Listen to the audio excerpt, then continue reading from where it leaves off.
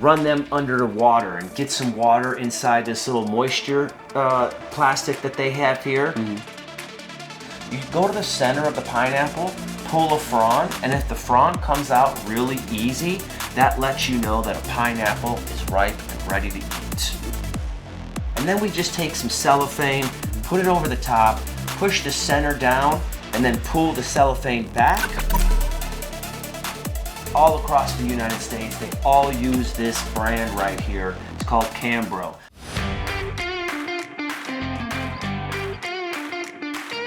Hello to all of you guys out there, all my fans, friends, and family watching here, the Bib Lifestyle. This is week number 3 for Operation David. This is type 1 diabetes and how the Bib Lifestyle works with that. So we've already had a couple episodes. We've had some great feedback from David on what he's experienced just in the first couple days. You guys out there are learning some more information about type 1 diabetes, how it affects the body, how food affects the body with the type 1 diabetes, and how the Bib Lifestyle is affecting his body. So this episode, we already have things put together for him, and we're going to talk about shopping, and we're going to talk about prepping and storing all of our fruits, our vegetables, our leafy greens. So let's go ahead and bring David out here so he can learn all this information along with you guys out there watching. Make sure you hit that like button, share this with your friends and family, because this is something for everybody. So David, come on out here for me, will you please? How's it going? Hello and welcome back to another fantastic week. Thank you. We're starting off, today is Monday, we're starting the week off this early morning. I went ahead and already put the grocery list together for you this week. So for our leafy greens, I went ahead and got some bok choy. Have you had some bok choy before? Oh yeah, probably in Chinese food, right? Yeah. So we have some bok choy chopped up with our leafy greens here. We have some, what else did I get? Some cabbage, some of the purple cabbage. We've got that in there. I have some of the purple kale, and then collard greens. Those are going to be the 4 leafy greens that are already chopped up inside this fruit salad bowl right here. Then I added some broccolini, and I added some celery in there for you as well. Now here, as we said, we already chopped it up, we washed it, we soaked it. These are his bowls that are put together for him. The fruit, what we did for the fruit this week is we have, of course, papaya. We have some pineapple. I know that we spoke about how the pineapple last time, it was a little bit sugarier. It kind of spiked your insulin a little bit more. So we talked about that. Yeah. Remember that? Yeah, definitely. So I put a little less pineapple. I wanted to put it in there because it is such a great fruit for the body. Has a lot of great benefits. But I just put a little bit less this week for you. Yeah, no, it's definitely good. I can eat it. It's just I wanted also to point out for people who are going to try this to keep that in mind. You know, different fruits you would have to adjust, but That's knowing right. That's right. That's what he was talking about. He was just trying to let you guys know that it does spike it a little higher, so for you to be aware. Thank you for reassuring me on that one right there. Yes. So what else do we have? In this one, we have some, in your fruit bowls, we have some banana, strawberry, pineapple, pear, and papaya. A lot of peas there. Now you can see this banana, it's already getting a little bit brown because they oxidize fast. So you're going to want to make sure that you're eating. He's going to eat this one today. I already let him know about that. And then, of course, the other 2 for Tuesday and Wednesday. But let's go over the prepping and the purchasing of these things so that you learn, so that when you're done with these 8 weeks, you know what to look for. Right. So when I go buy a papaya, for example, now this yellow color you see here lets you know that it's ripe. You're going to feel the texture and you can feel that it's soft. But when a regular unripe papaya, it's going to be green and it's going to be very stiff. So now you can buy those and bring it home and let it sit for 2 or 3 days, maybe 4, until it gets a little softer and starts to change yellow. Put it out by the window, set it on the countertop. Don't stick it in the refrigerator, because when you do put fruits in the refrigerator, it slows down that process of ripening. So That's part of the procedure. So what we do is, since we're buying enough fruit for the week, we want to buy fruit that is ripe, and we want to buy fruit that still needs a couple days to ripen, because we're not eating everything on the first day or so. Did you buy much fruit previously? Were you a big fruit eater? Yeah, more the common, like, yeah, apples, bananas. I would eat those, but never like prepare these big fruit bowls with so much variety. Yeah. So yeah. would you say if you have a already ripe fruit, putting it in the fridge is a good idea then? Yes. Yeah. If it's already ripe, you want to put it in the refrigerator, because that will slow down. It'll slow it down from rotting until you can consume it. And then with the papaya, here's where it was growing off the tree. So we want to cut from the other end, because basically that's like its lifeline. Now, I don't know if it really truly makes a difference, but that's what I kind of think. I want to chop from the other end so it still feels like it's growing from the tree. You can give it a little bit of water, and then we just take some cellophane, put it over the top, push the center down, and then pull the cellophane back. And that will keep it from oxidizing and keep it from rotting. And then whatever you cut off, you're going to keep those seeds and add that to your bowl for that day. Makes sense. So that's how we do the papaya. Did you have a question? Yeah, so always better cellophane than, what's it called? The aluminum foil Aluminum or something? foil, yeah. Yes, because the aluminum foil is not going to seal like this. Do you see how there's that Yeah. little suction It's in like a there? vacuum. So it's like a vacuum seal. So we just pull this on. Yeah, aluminum foil's not going to do that. And that's why fruit goes bad once you cut it, because it begins, the oxygen gets to it, and it starts to absorb that oxygen. And so we're going to just put that on there flat, and then we could push this in and then pull it back just a little bit more, and you see how that does that. So many little tricks. So many little tricks. Now, the cantaloupe, we'll go to the pineapple. We're going to seal the pineapple the same way. Now, when you're picking a pineapple, what you're going to do is the pineapple fronds, of course, you're going to flip it over, and you're going to feel the texture at the bottom for softness, Right. for ripeness. And then also the fronds that are sticking out. You go to the center of the pineapple, pull a frond, and if the frond comes out really easy, that lets you know that a pineapple is ripe and ready to eat. Okay. When those fronds just pick right out, basically like they're falling out. And the same thing with the cellophane. You're going to put this on there and pull it back nice and tight. And you don't really need to cover up the whole rest of the fruit. You still want it to be able to breathe. You just want to make sure that top is sealed off nicely. Now we'll go over to the melon. So this here is a cantaloupe. This is going to work for a honeydew, a handy melon, which we had last week, Yeah. a cantaloupe. There's a couple other melons out there. And what you're going to do is you're going to go to, you can see that that's where it was growing from its plant. You're going to go to the opposite end, and you're going to just push on it, and you're going to look for a soft texture. Now this one doesn't really have a soft texture. If you want to go ahead and just push on that there, and you can see that it's still kind of tough. It's kind of like hard. So this still needs a good 3 or 4 days of sitting, maybe 2, maybe 3, but that's okay, because we'll need it later on in the week. Right. We didn't necessarily need it for these current fruit bowls. Mangoes, these are some giant organic green mangoes right here. Same thing. I knew what we were going to put in the bowl first, with the strawberries, the banana, the pineapple, papaya. So the mangoes, they're not too ripe. These are they're a little bit tough, but I'm going to leave these outside for at least 3 or 4 days. What you can also do, I don't know if you want to feel that, what you can also do if you need something to ripen faster is you could take these mangoes and put them in a brown paper bag, fold it up, put them in darkness, and let them just sit, and within 2 days they will be ready to go.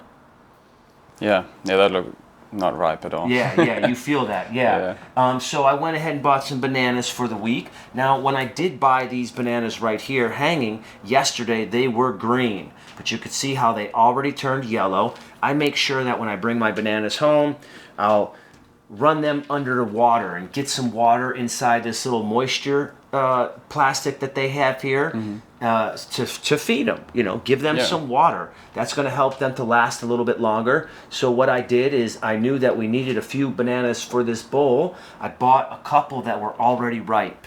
You know, and I like to make sure before I eat them that they begin to go brown. That way the nutrients from the skin get into the banana. They make them healthier for you. So that's what we do with the bananas. Then we have the pears. You know, these pears I pick out. This one you could feel is softer. These other two are a little more dense. That may still need one more day of sitting, but these are the things that you want to observe when you're picking out your fruits. You know, you don't want everything to be as ripe on that first day. Right. Yeah. And the oranges, of course, you can't really do anything about them. I don't like to buy too many pieces of fruit, you know, 3 or 4 of each, of like oranges, apples, and pears, just so that you consume them and they don't rot too fast, you know. And the oranges, they always taste better when they've been sitting at room temperature. You know, when you put them in the refrigerator, some people may have the refrigerator set a little bit too cold, so the citrus, it kind of like freezes them a little bit from what I've experienced in the past. So yeah, that's how we do the fruits. With the salad, you know, I wanted to go through that process. I went ahead and when I buy the leafy greens, you know, I buy them in bundles. So here we have the greens. Here's the collard greens. You know, we bought one bundle. I only used half of the collard greens in this bowl. And the same thing with the kale. Here's the kale. You know, so I only used half of it. I believe that they do 6 leaves and everything. So 6 kale leaves. There's another little baby one down there. I think they do the same thing with the collard greens right here, and with Swiss chard, and with the other. It's all about 6s. They do 6. So you're going to take half of everything. Even the broccolini, right there, you see 3. I took half, 3 other ones. And then what else did I have? Oh yeah, here's the bok choy. Now, of course, these are individually. So I chopped up 2 bok choy. I chopped up half the collard greens, half the kale, half the broccoli. The celery I must have in the fridge. And the cabbage. And the cabbage here. We have this cabbage over here. I remember I sliced off a chunk of it as well, as you see right there. And not much. And that filled up this bowl right here. And it allowed to make 3 big salad bowls for David right here. And these are a good 7 cups of salad right here. So that's 21. So this is about a 28 cup bowl right here, which, you know, depending on your size, you may not need that much salad for the week. You may or may not. But following the Bib lifestyle, and you see the scale inside the book, My Health, My Story, How I Found the Bib Lifestyle, which is available on my website, biblife.com. And I link to all of my platforms, my social media platforms, and the book, of course. So make sure you guys go out there and get that book so you can learn how to live the Bib lifestyle, learn about the fruits and foods that you're eating and what they're actually doing inside the body, because that's what the book's all about, to teach you guys what's going on in the body from eating these foods. But let's get back to the prepping. So I chopped up, it looks like a little bit of amount, but it gave so much, right? It's crazy. And then this is all the extras. Now we have these incredible bowls right here. These are Cambro bowls. They're a commercial grade.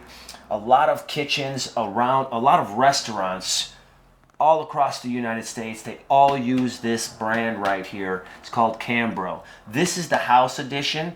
The commercial product is a square, big square containers, you know, where the house, they have the round ones. And this is what I store everything in, because I've been doing this for so many years that it keeps everything fresher longer.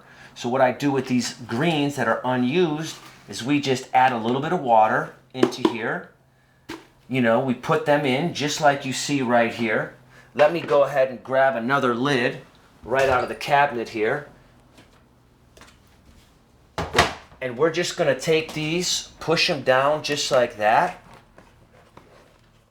cap it off, stick it in the refrigerator, and it gives it, it's like its own humidifier. Right. This is going to stay crispy, it's going to stay green and fresh in the refrigerator for the next 3 days until I'd come back to chop this up for the rest of his salads for the week, or I end up eating this and I need to make more to make sure, of course, we've got some for his Thursday and Friday, because I live the bib lifestyle on a regular as well. You know, and then here we have another container. So these ones that for the fruit bowls are the 2Ls, 2 liters. These storage containers are the 4 liters. And then we have the 1 liters. And this is how I prep my beans and my grains. And I use these particular containers. And they store everything. And of course the beans, you know, we want to drain them out and just store them in there. And I don't fill them up all the way because I don't want the weight of the beans crushing down, you know. Makes sense. Yeah, so that's the beans right there. And of course the grains. The bean this week is a brown bean. Let me go to my little bean rack right here. I forgot which bean I actually made for David this week. And so we're going to go right here to the red bean. That is what I cooked you this week for your bean, red bean. And then for your grain, we went ahead and we cooked, let's go to the old snack rack right here. We cooked the ancient black rice is what we cooked for your grain. All right. Black rice, red bean, all this other deliciousness. You guys are seeing how to pick it, how to prep it, how to live it. The bib lifestyle. David, week number 3, talk to me, talk to them. How are you feeling? What's going on? And is there anything new that are the insulin levels still balanced out properly? What can you share with us to influence, teach, and just share with the people out there? Yeah, I mean, it really has been incredible. 2 full weeks. It's, yeah, and I'm even surprised, you know, that I'm still going, but it's just when you feel your body responding in such a positive way, like, and I think it's such a great thing to show how it works on a diabetic, because the only difference between me and a non-type 1 diabetic is that I have to shoot the insulin. So regular foods, your body has to overproduce insulin if you have the empty carbs, all the sugars, and then often it does spike your blood sugar too in regular people, and that causes illnesses, right? So with this, with this series, I can already say that I'm using so much less insulin, so I can only imagine on a regular body, it has the same great effects that your body has to push out less insulin. Less insulin. And just taking in all these nutrients, and yeah, like I always say, you gotta not just blindly do what I'm exactly doing. You have to, every type 1 diabetic is different, so you just need to see for yourself. But for me, like I said, I only shoot with the fruit bowls now, and then I don't shoot short-acting insulin with the salad bowls at night, and then my long-acting at night, and yeah, it's been working phenomenal. Excellent. I'm so happy to hear that. It's incredible that we're able to get this type of feedback just from the food. I'm curious if your weight has anything to do with the amount of insulin as well. Like, if you were to lose 15 pounds and your body was just leaner and healthier, not that you're not lean and healthy, but I'm saying leaner and healthier, do you think that the body's going to need less insulin then? What do you think that weight is going to have an influence on that at all, or? I don't think so much your body weight. It's always going to depend on what you eat. Okay. You gotta, because let's say I eat ice cream, I'm gonna have to use more insulin than with the salad bar, right? To lower it down, yes. So it doesn't, I mean, it always depends on what you intake. What's your intake? That's okay. You always have to look at it, and in the beginning when you become type 1, you measure every bread unit and for how many carbs. But then when you live with it for so long, as many of you probably did as well, you just kind of like know, right? So I know with an ice cream, I usually do this much, or which I shouldn't really have ice cream, you know, but.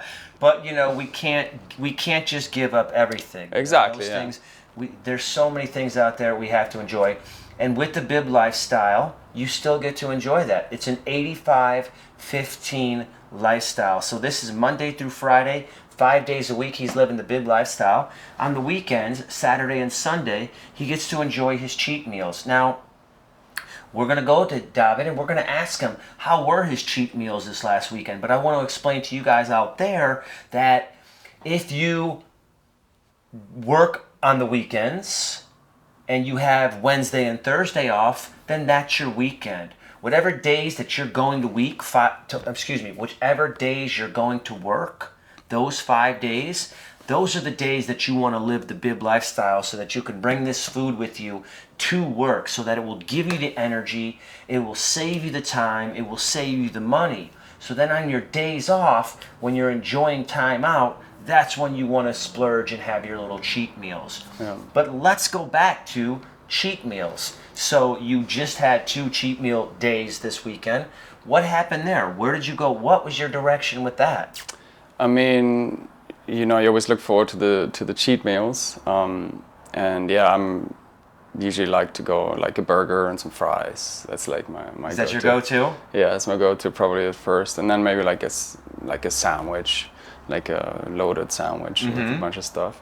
But that's about it. And then yeah, you don't really crave it that much as you think you would.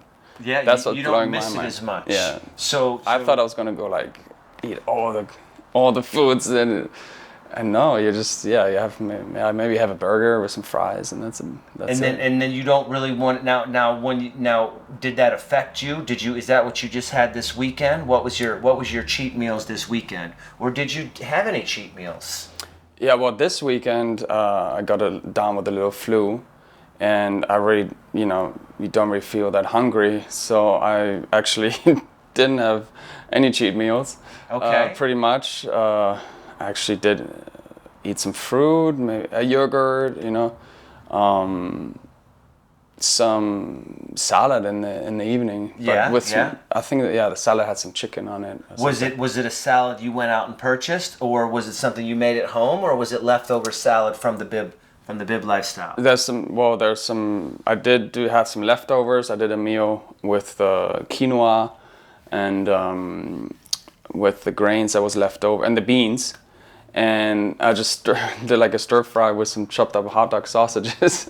That was great. Okay. And then the salad on the other day, it was just like a place that I ordered. Okay, all right. So he even ordered a salad out. Yeah. So basically, you're beginning to enjoy and appreciate living the Bib lifestyle. Yeah. And from the sound of it, his palate is beginning to crave it. It's pretty crazy. Pretty crazy. I didn't think it was gonna happen this fast, and I guess also because I was sick, I wasn't really craving anything, so I figured why eat something bad just for the heck of it, because I can. I just said, look, let's just give this a try on the weekend. David, what do you call it when an orange gets in a fight with another fruit? Fruit salad, maybe? Fruit punch. That makes more sense. You guys are here with the Bib lifestyle. Again, hit that like button. Share it with all your friends and family. This is type 1 diabetes versus the Bib lifestyle. You guys are seeing it all here. He's experiencing it. David is living it and experiencing it and sharing it with you guys. This is only the beginning of week number 3. I can't wait to see what happens by the end of 8 weeks. You guys watch all this prep. Stay tuned next week because we have another incredible episode where we're going to be talking about some very interesting stuff that you want to hear. This is the Bib lifestyle. Always remember, be your best body.